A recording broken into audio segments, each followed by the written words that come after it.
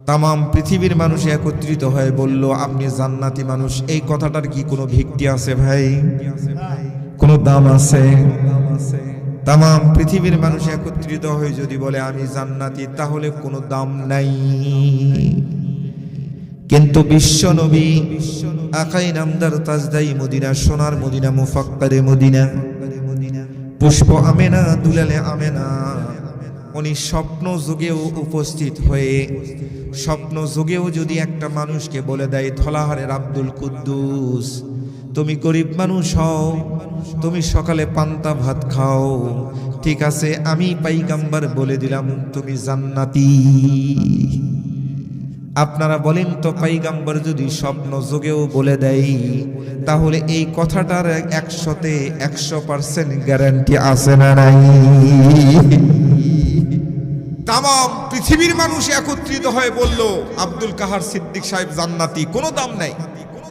কিন্তু একজন মানুষ, একজন পাইগাম্বার, উনি স্বপ্ন যুগেও যদি বলে দেয়, তাহলে এই কথাটার দাম আছে। কথা বলেন ঠিক কিনা? এই মানুষটা বলে দিয়েছেন, এই পৃথিবীর মানুষেরা তোমরা শোনো, চামড়ার ঠোঁট দিয়ে যদি কেউ উচ্চারণ করে দিতে পারো 60 বছর, 70 বছর, 90 বছর বয়স পেয়েছো, সারা জীবনের মধ্যে যে কোনো একটা সময় একটি বার তোমার চামড়ার ঠোঁট দিয়ে উচ্চারণ হয়ে বের হয়েছে সুবহানাল্লাহ, আলহামদুলিল্লাহ, লা ইলাহা ইল্লাল্লাহ, আল্লাহু আকবার, এই শব্দগুলোর মধ্যে একটা শব্দ চামড়ার ঠোঁট দিয়ে ইখলাসের নিয়তে বের হয়েছে। মদিনাওয়ালা বলছেন আসমান এবং জমিনের মধ্যবর্তী যে ফাঁকা জায়গা, এই ফাঁকা জায়গা দ্বারা নেকি, এই ফাঁকা জায়গাটা নেকি দ্বারা পূর্ণ করে দেওয়া হয়। সুবহানাল্লাহ বলবেন না? সম্মানিত হাজিরিন, এই কারণে আল্লাহর পয়গম্বর আলাইহিস সালাতু ওয়াস সালাম বিশ্ব নবী বলে দিয়েছেন যে সুবহানাল্লাহ, আলহামদুলিল্লাহ, লা ইলাহা ইল্লাল্লাহ, আল্লাহু আকবার, কামলাউল মিজান।